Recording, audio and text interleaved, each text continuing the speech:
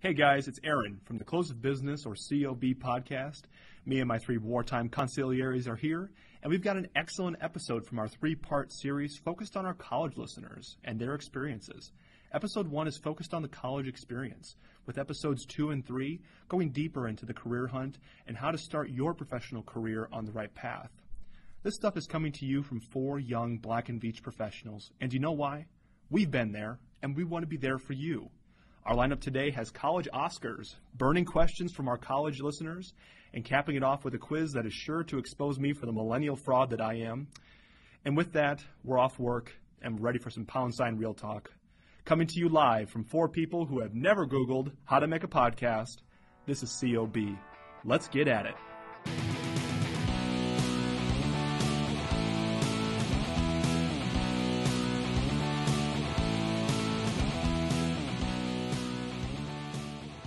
Young, wise, and rich-ish. We talk innovation and tech, laid back over beer. No, I like this topic. Wonderful haiku. That was an excellent lead-in, Kevin. Welcome. Are we going? Yeah, we're going, man. Yeah, man. We're going. Oh my God, we're doing it live. I'd like to welcome all 10 of our listeners. This is the Close of Business podcast. You're probably wondering, what the heck was that beautiful poetry that I just heard? Well, I was tasked with trying to summarize what this podcast was in one sentence, but because I'm an engineer, I suck with words, so naturally I wrote a poem instead. A haiku specifically. A haiku specifically. Speak with our emotions. Double check my syllables. I nailed it. Anyways, sup?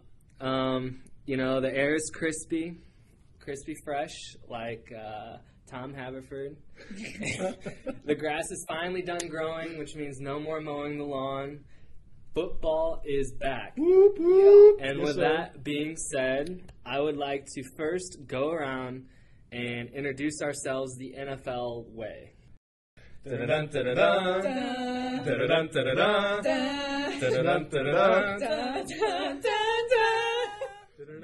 Kim Landon, the Missouri University of Science and Technology, year 2010, degree Environmental Engineering.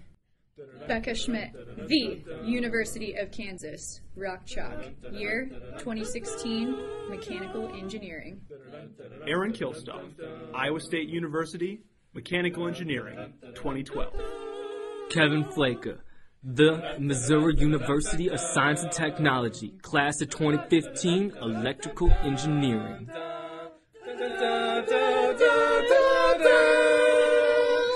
Well, I can't say that went well, but we gave it our best shot. So we're moving on. Who was the most tone deaf at the table? Probably me. Yeah. I'm really tone deaf. My issue was I think I tried to match Aaron's and Kim's. Well, so Aaron- I was a mixture of like... Aaron pulled the falsetto out of nowhere. Oh, exactly. Caught me Yeah. off, like, Nobody so at off this guard. table who was Which going to is go falsetto. which is BS because I used to be first soprano and chorus, so you started bringing out those high notes, dude. I've got a falsetto voice like you wouldn't believe. Like an angel. Anyways, we're moving on. Fall semester is back, and what that means is the start of the school year for these college students. All these cute young engineers to be studying in school. And that's you, our listeners. That's You're cute. yeah. beautiful. All of you are cute. Hey, sup? With that being said, our episode today is focused around college. And to start off, I think it'd be cool if we played a little game. It's going to be called the Oscars of our senior year. And we're going to go around and we're going to pretty much say if we were to receive an Oscar our senior year, what would that award be? Category, title, etc. Kim, let's start with you. All right, here's what I got. I got the Oscar for Best Transitional Soundtrack from Studying to Partying. Whoa. That's right. That's It's a good musical, one. Intense. a musical feature. Wait, that's That's extremely I'm proud of you. detailed. That's really thoughtful and just... Thank you, guys. Best transition. Okay. Okay, so mine, I said that I would get an Oscar in the category of best at receiving an 89.3% in a class. And I guarantee you it was always because there would be one one like attendance quiz that I would miss because it was like, I stayed up a little too late at the wheel last night, and it's only going to be worth 0.2%. And then guess what? I get an 89.3. All right. Becca receives the Oscar for Best at Coming Up Just Short. Aaron. Well, my Oscar would be in the category of car accessories, but of course with me it's a metaphor, not an actual thing. It's a metaphorical car accessory. I get the Oscar for cleanest rearview mirror in regards to college, as in I was ready to put college in my rearview mirror. I was ready to be done. There were no thumbprints, smudge marks. No, I had that rearview mirror polished, metaphorical rearview mirror polished. I was ready to go. So my Oscar would be Best Supporting Actor, because behind every great leader, there's a Kevin Flaker riding his coattails. Very well done. Very well done, sir. The second little game, or I guess question we're gonna ask, so you guys get to know us. What was your first choice? So let me spell the situation out. Paint the scene, man. Let me paint the scene. Get the watercolors out. You're at a party. They say, "Hey, yo, K-Flake, we need the song to get the party bumping." They hand you the aux cord. What is the song you play? I'm a diva. I'm a diva. Na diva is the female version of a hustler. That's a good one. That's mine. That was beautiful. That was really good, I actually. had no idea what that song was. Yeah, Becca? me neither. I have no clue. Mine would be teen drinking is very bad. Yo, I got a fake ID, dough. Hey.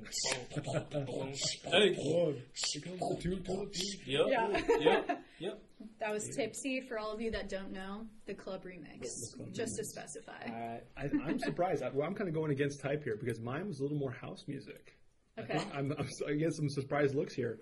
It'd either be anything Avicii or anything Daft Punk. Daft Punk always Daft sets it on fire. Yeah. That's my All party right, mix well, just to follow suit, man, give us a little song. Sometimes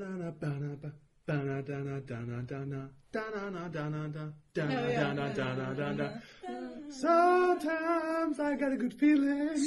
Yeah. That just gave me a good feeling. Thank you. All right, mine, throwing it back to the 80s.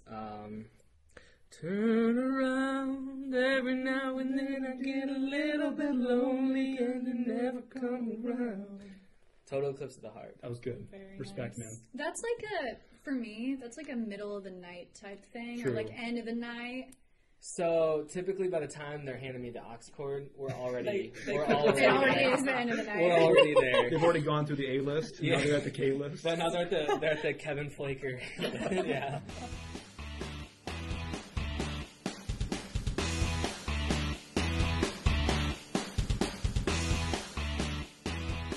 As Aaron mentioned before, we're doing a series of 3 episodes on this podcast to start off for you guys. The first episode is geared towards the college experience. The second episode is going to be towards recruitment, trying to find an internship, trying to land that full-time job. And then the third episode is going to be about transitioning into the real adult life. Since this episode is geared towards college students, we reached out to a few current engineering students from various universities from around the Midwest, and we had them submit their most burning questions about college because we're such knowledgeable people about the college experience. So we're going to answer your questions for you. All right. First question that we received, is a 5th year going to put me behind in life? No, not at all. I know, like, up till now, your life has been in terms of 4 years, but guess what? The rest of your life is in terms of 30 years, and 1 year is a drop in the bucket. Stay, enjoy that 5th year, victory lap, have fun, moving on. Next question from our college listeners. Is it okay to change your major? I'm going to put my glove on and field this one. That was good. That was Shortstop Kim. devilishly good. Shake my head, shake my head. A-Rod over there. No, you guys relax. It's totally fine if you want to change your major. Everyone goes through freshman engineering anyway, so all your core classes are essentially the same. You're all good. Relax. Just make sure you spend the rest of your life on what you love. Don't worry about an extra year. Bingo. Agreed. Agreed. Agreed. Okay, so this next question that we received, this one's a good one. So how do you manage your time well and be involved in things as well? How do you do that without falling behind? I think we're really lucky here to have both a fraternity member and a sorority member in our little panel here. Am I correct, folks?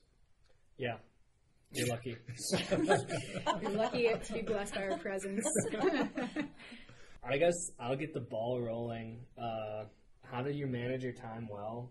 You set your priorities first and foremost, and make sure you don't overload your plate. It's easy to get involved with any and everything. Everything seems exciting. It's easy to say yes. Yeah, For sure. the hardest thing to say is no. Bingo. But you'll start to know what your goals are, what your priorities are, and if something doesn't align, you kick it out, and it'll come.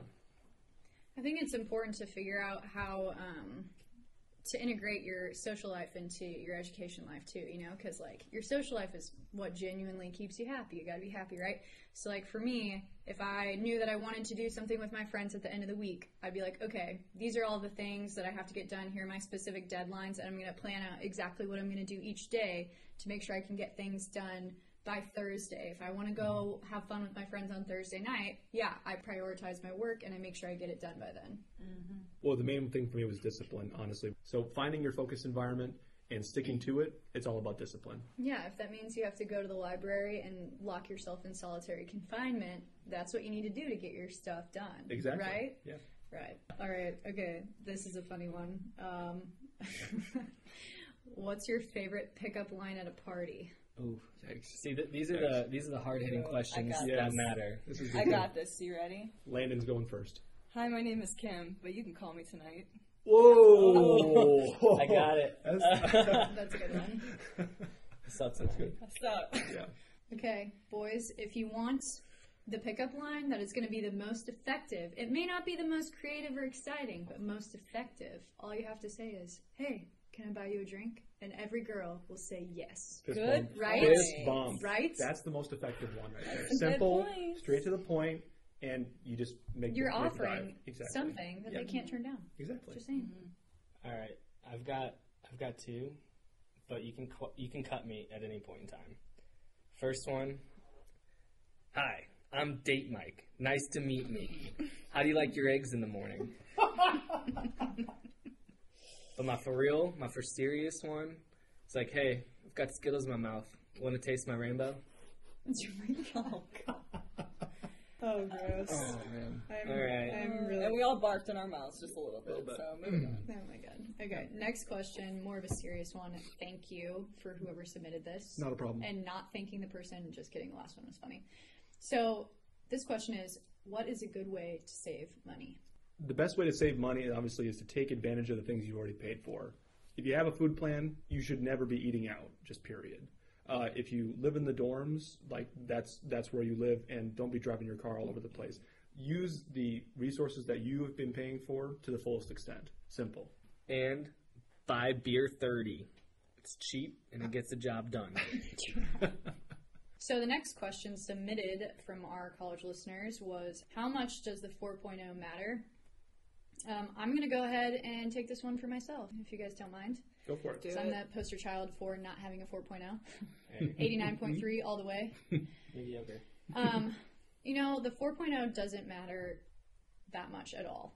Like, don't kill yourself in school over just trying to beat everyone and getting a 4.0, because it's so much more about who you are, your communication skills, and how well-rounded of an individual you are, right? Mm-hmm. Yeah. So just try to go develop your leadership skills, develop your communication skills. That's what's truly important. Like, as long as your grades are good. C's get degrees, right? C's get Word. degrees. Yeah, and they get you jobs too. So don't stress out over that 4.0. You know the old joke, right? What do they call somebody who graduates at the bottom of their class in med school? Doctor. A doctor. Jeez. Everyone's heard that, Aaron. That's true. That was actually the first time I heard it, but it wasn't funny. Thanks for ruining my cred. Man. Okay. Next question. Does it get easier the longer I'm in college? Do your classes get more interesting as you go further into your major? Aaron? I don't know what that sound was, but I'll take that prompt. That sounded like Rick Ross. I'm going to say right off the bat, no, it doesn't get easier. People think the longer you're in there, the easier it gets. No. The classes get more challenging and the stakes get higher as you move towards graduation date, and you either grow a thicker skin or you're out. Oh my gosh, that was so incredibly blunt. Okay. You wonder why I won the Rearview Mirror Award for college? Because I was ready Aaron to wanted be to get done. the hell All out. right. That's for the tough love children. I'm gonna soften the blow here with, yeah, it kind of does. I mean, your freshman year, if you're anything like me, I was kind of able to skate through high school and get into the college I wanted to. But then you're hit with actual responsibility and time management on your own, and yeah, it sucks and it's a hard adjustment.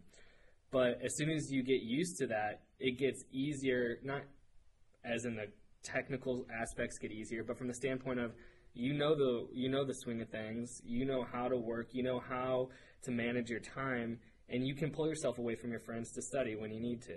What I'm going to add is that I know after my first semester sophomore year or end of freshman year, that's when I was just finishing up all my basic calculus and physics classes that were not really delving into what I thought engineering was about.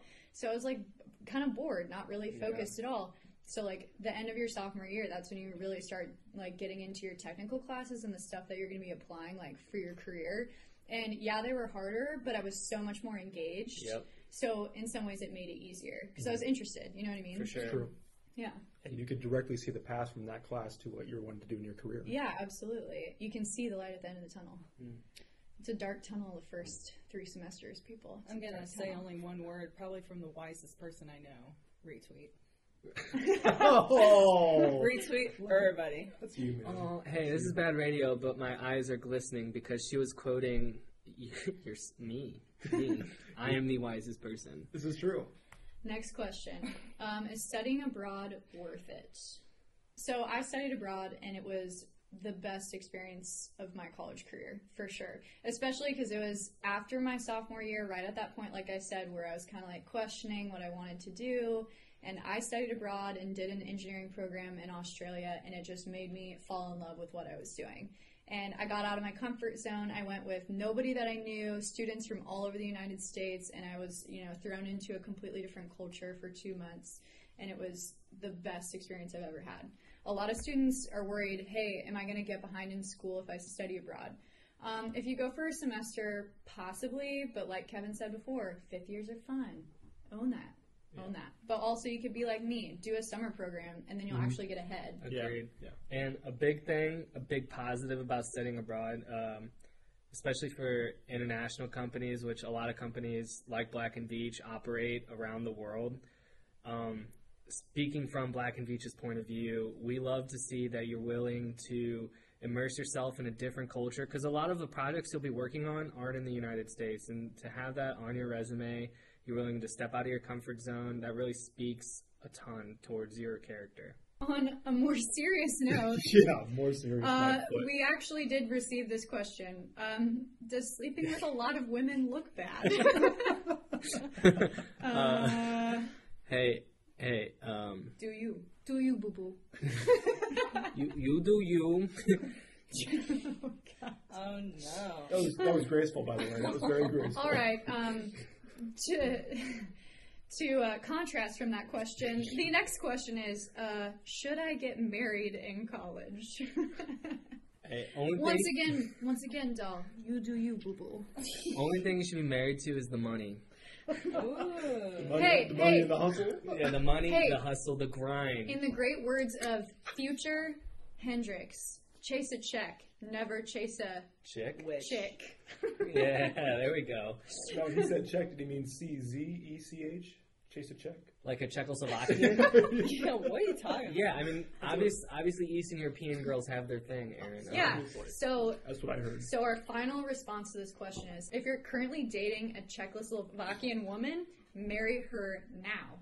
If you're not, just don't. To reference the greatest early 2000s MTV show, Next. Is a dual major or additional minor valuable in the job market? Oh, yeah. So, king of the minors. Just kidding, I only have one.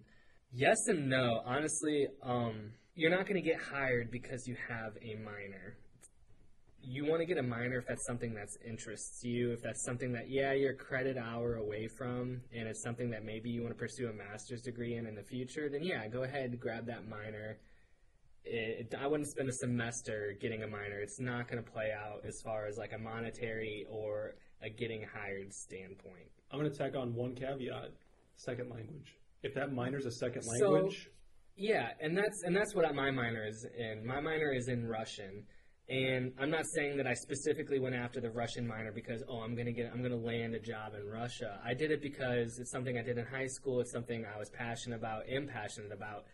And hey, guess what? I happen to work in a company that operates in Russia, so I can put that on my internal resume and hopefully be of some use in the future.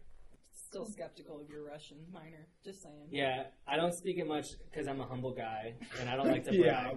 Right. Also because I haven't spoken the language in like a year. But trust me, I killed it. Next. Kim walks out of the bus, freeze frame. What are the 3 facts about you? What does it say? What does it say? Я говорю по-русски, я очень хорошо. Очень хорошо. Love to cuddle and Netflix. 1. Love a good wine. 2. And I really like to sleep. 3. What did that have to do with anything? Next. What? MTV Next? The show? Never. Ooh. Oh. That's why I said Kim walks out of the bus, freeze frame. It shows 3 facts on the side, and then I said, Kim, give us your 3 facts. I love the frisbee golf. I'm the manager of a Nordstrom. I'm the manager of a Blockbuster. And I have 6 ferrets. Next. And then you walk over. Hell no. Next. And they're Great honestly show, they're right? judging on physical appearance. Oh, that's it. Oh, Yeah, that's you the get a whole 5. You point. no, wait. The date time is unlimited, actually. I think, right? Whatever. Doesn't matter. Doesn't matter. We digress. Next.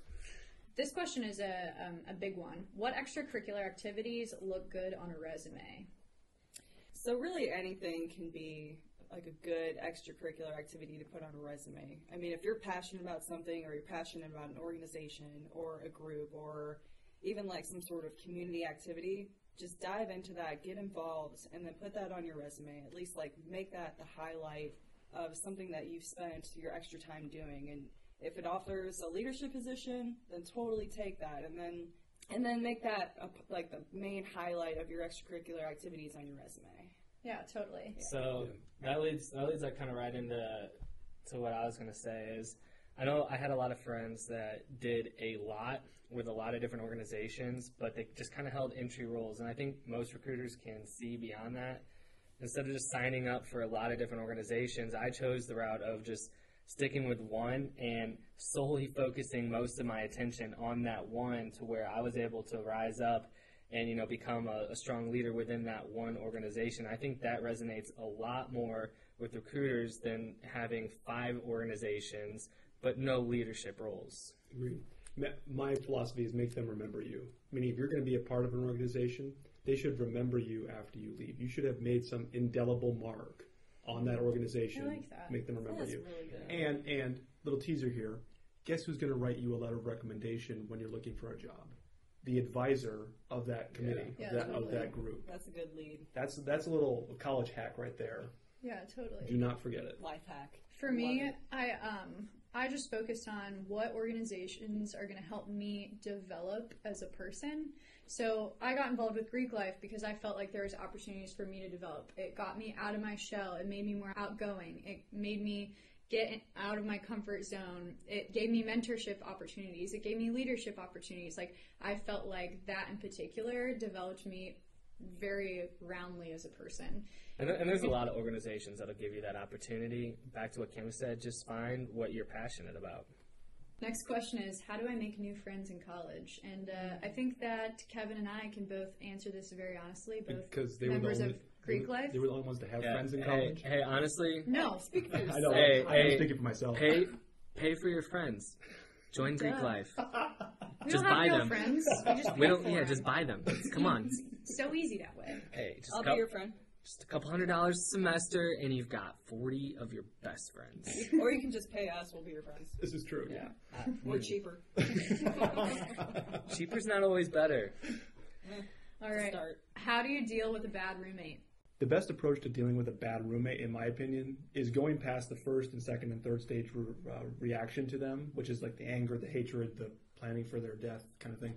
Going Is to that a the normal progression? Wow. I'm just therapy saying. session. I'm just saying. Go beyond that. Brought to you Hey, by Big Brother, if you're listening, put Aaron on your watch list.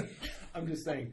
Go beyond that and recognize, number one, you have as much right to be in your room or like to be there as they do because they're paying the same amount of money. Number two, recognize that they're a person and very legitimately they have stuff going on in their life that you might not be privy to, but also stick up for yourself too. They don't have anything going on. And if they're going to move out, volunteer a hand and move them out as quickly as possible. That was my experience. If there's any other advice, Yeah. then I think communication. Don't hide. Don't talk behind their back. Don't call your mom and complain. Literally talk to them. Mm-hmm. And before we move on, I think we need to go around and give some bad roommate stories because we've all done that. We've all had those. Good point.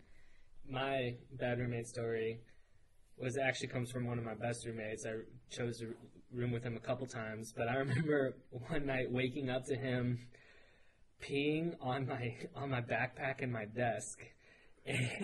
Hopefully not on your laptop. No, it didn't. It just like soaked mainly my backpack, which was hilarious. But I'm like, dude, what are you doing? And he just like looked up at me, looked down, and goes, classic. And then he eventually stopped. There was no stopping this dude. And I talked to him in the morning, and he just was like, dude, I am so sorry about that whole thing. Was that one of the friends that you bought there? That was like, Yeah, that was one of my friends that I bought, and I can't get mad at the kid. Love Because him. you bought him. Because I bought him, and that would be a waste of money. Get what you pay for. Okay, so the next question is, how can I get more involved with faculty on campus? This is a spot where undergrads always trip up because they don't know how to speak to faculty. Here's how you speak to faculty. Treat them with respect, and they will treat you with respect. They're not your friend. They're not your buddy. Treat them with respect, and they will reciprocate that back to you. And don't get mad because of a grade. That is, Bingo. coming off mad is the worst way to open that door of communication. Exactly. You come off respectful and understanding, and they will more likely in the future help you out if you don't like your grade, rather than you coming in blazing, Yeah. coming in hot, kicking down doors. Red face, Yeah. puffing and puffing. A professor or a lecturer will always respect you more if you come to them over respectful and over, if you feel like you're being too respectful and too nice, they prefer that over somebody who comes in and calls them by their first name and says, hey, can you change my grade on that whole quiz? I was gone that day, yada, yada. Hashtag respect. This next question, is it bad if I show up to class hungover? No. No. It's not bad. If you don't show up to class hungover at least once, You're doing it wrong. You're doing college wrong. next. You're doing College it wrong. better. Next. And to follow up with that, to prevent the hangover feeling in class, what is the best hangover cure? I completely would like to take to task the basis of this question. I never had a hangover in college. You know why? Because you pre-plan beforehand, You folks. get- yeah. It's called water. It's called Gatorade. It's called aspirin. It's called You Pedialyte. take those three things You get before that you go to Pedialyte. bed. You wake up right as Okay, rain, my friend. sometimes you don't choose when you go to bed the night before. Sometimes sleep just chooses you, and you don't have time to plan. I agree. Sometimes the only planning is in the Taco Bell line. The best thing that you can do for yourself is have an emergency Easy Mac at your living space at all times, okay? Vitamin waters. Yeah. Absolutely. And actually, I read this recently, not during work hours, because I work during work hours. Yeah, obviously. That the best hangover cure, literally proven by doctors, is taking a multivitamin. I can believe do that. that now, Yeah. and I swear by it. Yeah, there you go. Multivitamin, kids. So this is our final one. Just from our curious listener, what is the walk of shame? Becca. What does that mean? I can't describe a Oh, walk of Kim's shame, gonna take this one. Okay. but you'll know it when you see it. I'm going to offer up an alternate explanation to the walk of shame as far as like in college and whatnot. And we've all felt this before. When you go to a final and you are prepping like crazy, and you feel crazy confident going in, and that thing just owns you as far as... That is a walk of shame. I'm saying, you walk out of that test, right? That is, and that walk back to your dorm, that is the walk of shame. No, right it's there. not the walk That back. That is like the worst possible No, feeling. it's the walk from that test. Instead of going to your dorm, you go straight to the bar. That's the walk. With your metaphorical tail between your your legs. legs. Exactly. Yeah. All right, so our final segment of the episode is something we like to call "Let's Have Words." Woo! Hey, Aaron, let's have some words, man. We're about to have words. Like I said in the introduction, this is going to utterly embarrass me and pass me off for the fraud that I am. So Let's Have Words is going to be a word quiz segment. This particular one is going to be millennial words themed just for Aaron. We're going to be quizzing Papa Aaron on millennial words. My kryptonite. And there's a good reason that we're quizzing. There is a him. good reason. He tried to use the word woke in a sentence. Let's play the clip. Learning is tight. Learning is tight.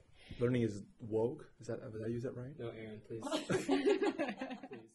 So yeah, that is that's why not- we're doing this That quiz. happened. That was not a proud We're moment in my doing life. we're doing a service to Aaron by educating him on the millennial words that are out there today. This is true. We're going to do this. Let's go. All right, so if I can just like step up to the plate for this first one, because it's not really a word or a phrase you'd use in a sentence. Aaron, Yes. Ready. are you looking at the list of words? I am not now. No. Okay. All right. And I could. No, but I want could, you to look at the first Oh, one. look I at the just first want one. you Okay, to- there we go. To say it how you think it should be said. Okay. The first word I have on my list here is Yas Queen. Yeah, queen. Yes. Yeah. I can't say it without Yes. laughing. No. Queen. All right. So Yas Queen. I'm going to say that's like a metaphorical way to say like whoa or you go girl. More like this. More Yeah. like More like you go You girl. go girl. Yas Yeah. Queen. I'm gonna say Woo! I'm gonna Play say the graphic, I'm baby. gonna We say got that. yes, queen to Aaron right now because I'm surprised he got that. 1 for 1. Here we go. All right, so 7,000. the next word is swerve. Swerve. Okay. Swerve. This is the. Using it in a sentence. Oh, swerve. This is the swerve means like look out, like holy cow, get out, man. Like, dude, check out that car, like that awesome car over there. Swerve, or like, dude. I feel like you're just spitting everything that's coming to your brain right now. Exactly. There's nothing in there. So I think swerve is on the lines of whoa, step back, man. Like that classic looking car, swerve, son. Okay. survey says. So what it really means is to dismiss or say no to a request, and also show your disagreement towards something that someone has said, Like Kim, and you're politely telling them to get out of your face. Like swerve, homie. it's like Swerve. okay, Yeah. it's like, dude, you want me to let out your dog? Swerve. It's like you're going the opposite way. Okay. It's like I'm going another way. Swerve. It's Exactly. like, dude, I got a test in the morning. Things. Or like, All right. Yeah, there we go. Go for All it. right, over 2. Oh no, excuse me. 1 for 2. Salty. Salty. That means like rad. That means like, dude, put some sugar on me. That is awesome. No, bro. Oh, okay, I'm gonna try one more time. No. Dang it. No. Swinging Say it in a sentence. We'll give you. Salty. The powder up on the black diamond today was super salty. Dude, I love the fact that you think Yeah. that I'm a shredder. Yeah, you are a shredder. But no, you're completely wrong. Dude, that powder is salty. You are 100%. Couldn't be. It's like the opposite. Could it be What? more far off? Yeah. It's Could not be cool. It's more not far like off. wicked. No. No, it's Salty? like if anything, the opposite. Like bad. Yeah, it's a Yeah, negative like- connotation. It's like if I went out and I invited Kevin and I didn't invite you and you were upset about it, you'd be salty. Dude, You'd be quit upset. Quit being so salty, man. Okay. It's like that one time that I beat Kevin in ping pong and he's still salty Oh, about so it. we're gonna bring this up. Yeah. Okay. On air. Okay. Here we go. Okay, so that's the opposite of what I thought. Okay. Okay, 1 for 3. 1 for 3. Salty. Next one, high key / low key. Oh, low key is on the DL, on the down low. High key is, dude, that party over there is high key, son. Shit. That is high key. That's where we need to be at, but keep it on the low down. Okay, keep it on the low key. It's like, yo, I'm like low key excited. It's like, Put that party up there. It's like you're excited, but you don't want to You don't let wanna- people know Gotta about keep it. it under. Keep it on the down low, like, but it's not keep it on the DL. It's Yeah. just like I'm low key. Low key, humble brag. Yeah, it's like I'm humbly excited. Yeah. Low key is living the humble All right, brag. you Woo! you 2 go for number 4. one. Here we All go. right, last one. Last one. Is he batting 500 or is he going under? We're going for it. The last one is pipe it up. Pipe it up. Pipe it up means, dude, crank it.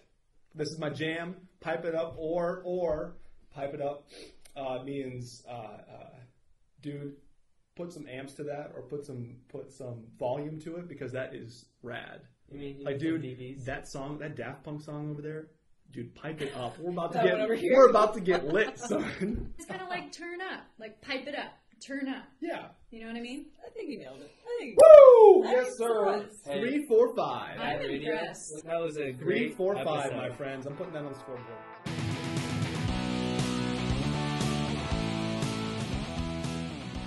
All right, that wraps up our episode for today. If you've made it this far, congrats and thanks for hanging out with us. If you want to give our future episodes a listen, you can find us on YouTube and SoundCloud at COB Podcast. If you have any questions, comments, thoughts, or rebuttals, email us at cobpodcast@gmail.com. Aaron said he stakes his life on it that we will read all of your questions on the air. All right, so that does it. Mwila Beam Voss. Yas, queen.